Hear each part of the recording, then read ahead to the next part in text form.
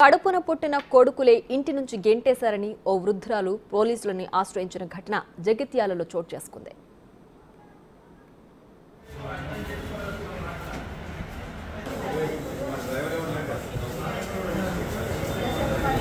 జగిత్యాలలోని శ్రీరామ్ నగర్ కు చెందిన ముల్లె రాజవ్వకు శివాజీ, సుధాకర్, నవీన్ అనే ముగ్గురు కొడుకులున్నారు.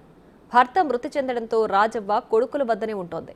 అయితే తన భర్త చనిపోతే వచ్చిన ₹1,00,000 ఇవ్వాలంటూ కొడుకులు వేధిస్తున్నారని రాజవ్వ ఆరోపిస్తోంది. కొడుకులు, కోడళ్లు తనకు తిండి పెట్టకుండా ఇష్టం వచ్చినట్లు బండబూతులు తిడుతున్నట్లుగా పోలీసుల ముందు వాపోయింది.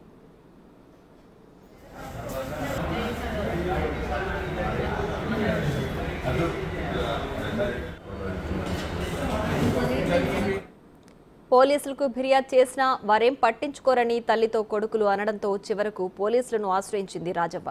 వృద్ధాప్యంతో బాధపడుతున్న తనకు పోలీసులే న్యాయం చేయాలంటూ ఫిర్యాదు చేసింది.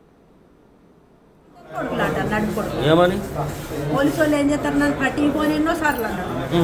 పోని కన్న కొడుకులు కదా అని కొన్ని ఎన్నిసార్లు కొట్టినవి. ఇప్పుడు తాళం వేసింది. నేను ఇంట్లో పోకుండా తాళం వేసింది.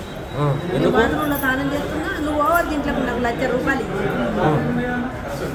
₹1,00,000 ఏడుకెళ్ళి ఇలా మొగడు చచ్చిపోతే ₹1,50,000 వచ్చినాయి. అత్తే గాయం ఉండద్దా, చంపిండ్రు బండి గుద్దింది.